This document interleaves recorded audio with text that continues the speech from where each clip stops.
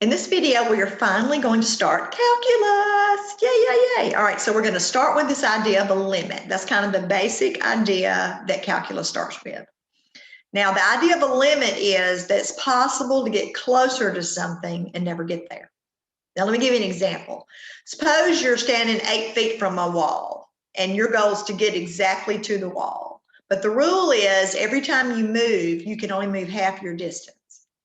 So if you're 8 feet from the wall, you realize your first move, you'd go 4 feet. So now I'm 4 feet from the wall. Then I move half that distance. So now I'm 2 feet from the wall. And now I'm 1 foot from the wall. And now I can move a half a foot from the wall. Now I'm a half a foot, but I can only move half of that, so I can move a fourth of the foot. If I keep moving half my distance, do I ever get to the wall? And the answer is no. If you can only move half your distance to the wall every time, you're never going to get there. You get closer and closer every time you move without actually arriving. All right, and that's the idea of a limit. You can get closer and closer to something without ever actually getting there. All right, it's biblical. It's called sanctification. Look, math, Jesus, all together. Okay, so we can approach something without ever actually arriving. But what comes up is, what happens though the closer we get? All right, so that's the idea of a limit. You're going to get closer and closer to a number and try to figure out what's happening on your graph when you do that. Okay, so we're going to look at it 3 different ways, 2 in this video and then the 3rd way in the next video. So in this video, we're going to approach it with the table first. So I call that tabularly. Then we're going to approach that of a limit from the picture, from the graph. So I'm going to call that graphically. Now, the problem with tables and graphs is you only get approximations. And approximations sometimes are good enough, sometimes they're not. So in the next video, we're going to talk about limit rules so that you can get exactly the right answers. And those are always going to be best, but sometimes you can't do them. So this video is going to be graphical and tabular tables. All right, so hopefully I'm going to share a PowerPoint with you and kind of talk you through it. The other thing that's going to be on Moodle, in addition to this video, is I taught this class last semester. And so I'm putting up another video where I teach all this in class last semester. So if this video is not sufficient, just go back and watch the other one in addition. Then you got 2 different teaching times for the same concept. All right, so let's kind of look at this PowerPoint that I want to talk about. Now, this is the way the problems are going to look. Okay, so this is my function. All right, so that is my f of x. Okay. All right, so that's my graph. All right, so that's my function. My f of x is x squared minus 1, that quantity over x minus 1. Now, this is read the limit as x approaches 1. So that means, like on a number line, if you've got a 1, you've got to get closer from the left and see what happens, and you've got to get closer from the right and see what happens. Okay, so what this question is actually asking you is this: on the curve, x squared minus 1 divided by x minus 1, when x gets closer and closer to 1, does the y value on the curve get closer and closer to anything? If it does, you write it down. If it doesn't, you say no, doesn't exist. All right, so here's what I did. I made a table. You made t-tables since you were in about 6th or 7th grade. I just made a t-table. Now, you know what happens if you plug a 1 in for x? The world ends and it's all your fault, okay? Because we're not going to have 0 on the bottom of a fraction. So if you were to enter this in your calculator, you would get 0 over 0 to give you an error message. Now, you can do it one of 2 ways. You can do this by hand or let your calculator help you. So all I did was I went on the left side and thought of some numbers that were smaller than 1, but pretty close. So I chose like 0.5, a half, 5/10, and I plugged it in.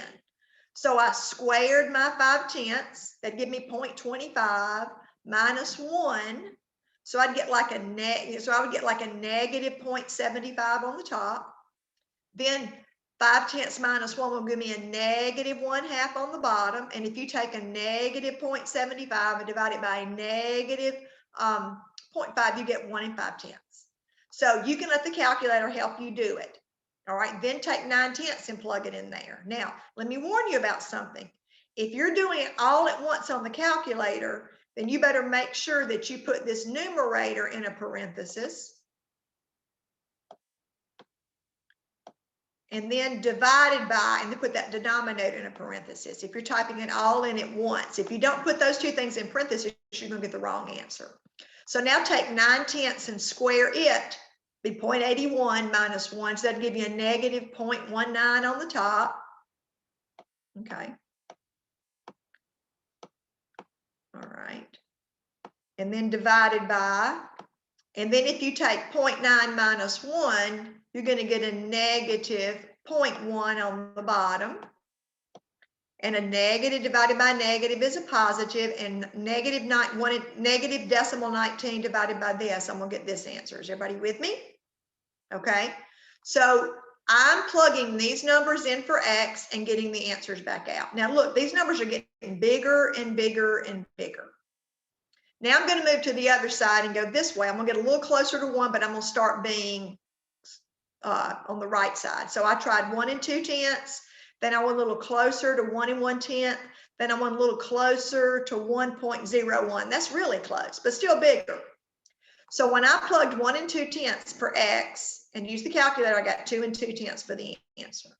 When I plugged in 1 1/10 and squared it and subtracted 1, and then I plugged 1 1/10 and subtracted 1 and divided those answers, I got 2 1/10.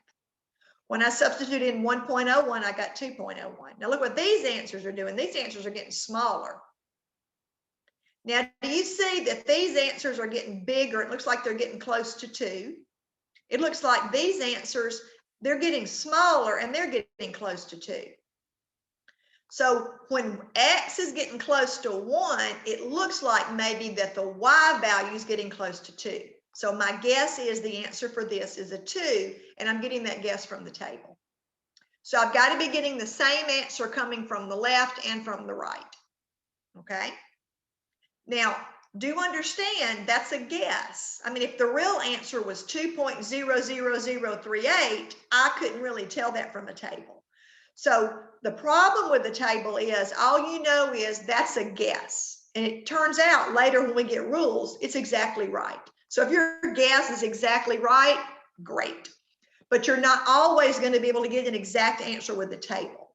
Like if the real answer was the square root of 17, you're never going to get that from a table. Okay, so the table helps us kind of get an idea of what's happening. Now look at this one. I did the same thing, but I changed my function. Do you see if I plug in 1 on this one, I also get 0 on the bottom? So if I plugged a 1 in my machine, I'd get an error message. Now look what would happen if I plugged in 5/10. I'd have 1 5/10 divided by a negative 5/10, so I'd get a -3. If I plugged in 9/10, I'd get 1 9/10 divided by, that'd be a -1/10. You see what I'm saying? So look what's happening this time. These numbers are going down. They're not getting close to anything. -3, -19, -199. All right. They're just all negative, but the absolute values are getting huge. So I'm not getting closer to a single number. I'm just going really left, really fast. In other words, I'm getting smaller, I'm getting in the negative direction. Look what happens if you plug 1.2 in there. If you plug 1.2 in there, plus 1 is going to be 2 2/10, isn't it? All right. And if you took 2 2/10 divided by, and then if you plugged 1 2/10 minus 1, wouldn't that be 0.2 on the bottom? And when you take 2 2/10 and divide by 2/10, you get 11. If you plug in 1 1/10 on the top and on the bottom, the answer comes out to be 21. If you plug in 1 100 in for X, you're going to get 201. Do you see that these numbers are not getting closer to anything? They're just getting bigger and bigger and bigger. So because these numbers are not approaching a single number, I would just say does not exist. In other words, there doesn't appear to be a limit. Even though X is getting closer to something, Y is not getting closer to something. Okay, so sometimes you get answers and sometimes you don't. Now, I'm going to look at the picture and kind of show you something. All right, I'm going to graph this picture right here. X squared minus 1 over Y equals that. All right, now let me show you something that your calculator does wrong.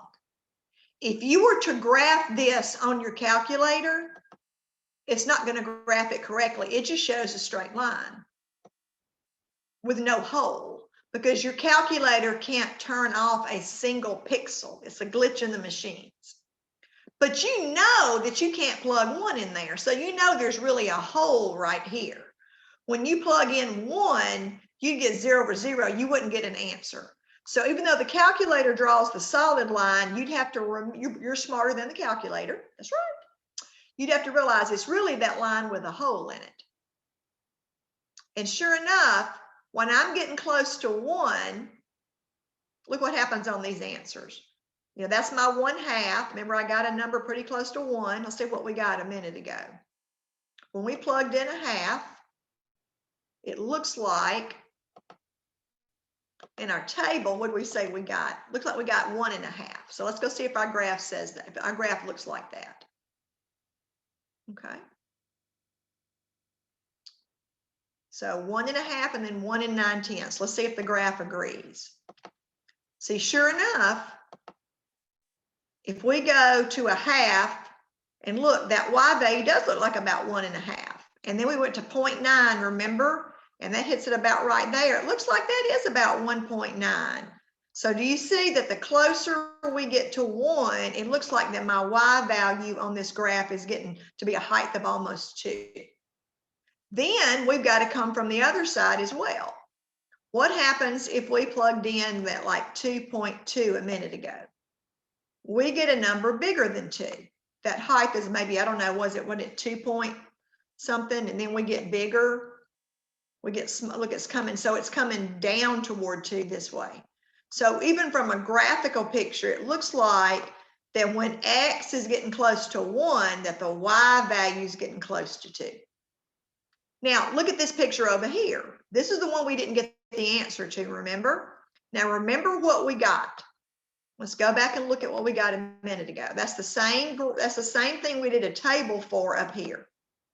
And we said we plugged in 5/10 and 9/10 and 99 hundredths that the thing was just shooting down. And see, sure enough, when you plugged in, do you see we got that number? Sure enough, went down, down, down. So when X is getting close to 1 from the left side, the graph's just shooting down. The Y values on the curve are just getting smaller and smaller and smaller. And if you go back and look at this table, when we went from 1 2/10, went from 11 to 21 to 201. And sure enough, look on the graph. That's what really is happening. See, if I'm here, we get about 11. All of a sudden, it's going to shoot way up and then way up. So this one would be, does, I'm just going to do this for sake of easy, not exist. So even though X is getting closer to 1, the Y values aren't getting closer to the same thing. Now, so what if I gave you this graph? You got an X cubed plus a 27 over an X plus a 3, and I want to know what's happening when you're getting close to -3. Now, if you're a visual learner like me, you might need to draw a number line. So I've got to pick numbers on the left side over here. Okay. So I picked I picked like a -3.1, and I plugged -3.1 and cubed it and added 27. I got that answer. And then I did a -3 1/10 plus 3 and got a -1/10. And then I divided them and I got a 27.9, a positive number. All right, now I plugged in, I went even closer. So instead of doing 3.1, -3.1, I went -3.01. So I cubed a -3.01 and added 27. And then I took that -3.01 and added 3, and then I divided those answers and I got a 27.09. When I went even closer, still smaller, but I plugged in a -3.001, I got 27.009. So they call this a left-hand limit because you're coming from the left side. See, I'm coming from the left side. So do you see these answers? 27.9, 27.09, 27.009. Doesn't it look like you're getting closer to 27? Okay, now let's go try the other way. So instead of coming from the left side, let's come from the right side. So now I plugged in like a negative 2.9.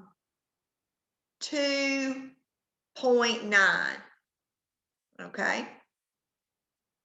So I'm like right here. And I cubed it and added 27. And I took that negative 2.9 and I added 3 and I got a 26.11. All right. Then when I plugged in 2.99 and did all that, I got a 26.9. Then when I plugged in the negative 2.999, I got a 26.99. So do you see that when you're coming from the right side, you got a 26.1, a 26.9, a 26.99. Do you see? There's like I'm getting closer to 27 that way. So here they're getting smaller and getting close to 27. Here they're getting bigger and getting close to 27. So my guess is that that answer, according to my table, would be 27. Now, I'm more comfortable doing vertical tables, but the book likes these horizontal tables. So I don't care which way you do your T-table. I think they like them horizontally because you literally are coming from the left and from the right. Okay, so what you're going to do on your homework on this part is they're going to give you a function and they're going to tell you to check the limit as you're approaching something. So that number kind of goes in the middle of your table. Then you pick numbers on the left side that get closer to this number, getting bigger. And then you pick numbers on the right side that are getting closer to your number, but they're getting smaller, and see if they come to meet sort of at the same number. Sometimes they will, sometimes they won't. Okay. Now, what happens when you just have a picture and you don't have any algebra? So how are you going to get answers graphically when you can't get them in a table? I can't make a table because I don't know what this function's called. I mean, all I know is that weird looking function that I drew is called f of x. So now how do you do it when you just have a graph? Well, first of all, let's make sure you understand the difference between like number 2 and number 7. F at 1 means when x is exactly 1, what's your y value exactly at that one place? This means as you get closer. So when it says f of 0, that means go on your graph and find where x is 0. Do you see that's the point right there? So that point is 0, 0. So when x is 0, on that point, y is 0. Now, what happens at f at 1? Now, do you understand that f of 1 is right here? Now, remember what that open circle means. There's not a point. So when x is 1, this is your point. So do you see that's the point 1, comma, 2. So on this graph, when x is 1, what's the y coordinate? When x is 1, the y coordinate is just 2. You're only checking one place. All right, what about f at negative 1? All right, at negative 1, remember, here's your function. Do you see right there, you don't have you have a hole? Remember, that means you don't have a point. So when x is a negative 1, there's no point. So if there's no point, there's no y part. So does not exist. Or you could put empty set. You don't have a point, so you don't have a y part of your point. All right, look at this one. What happens on your graph when x is a negative 3?